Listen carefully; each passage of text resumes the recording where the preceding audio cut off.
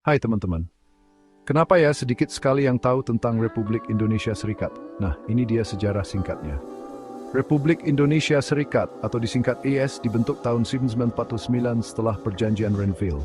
RIS ini adalah negara federal yang terdiri dari 14 negara bagian.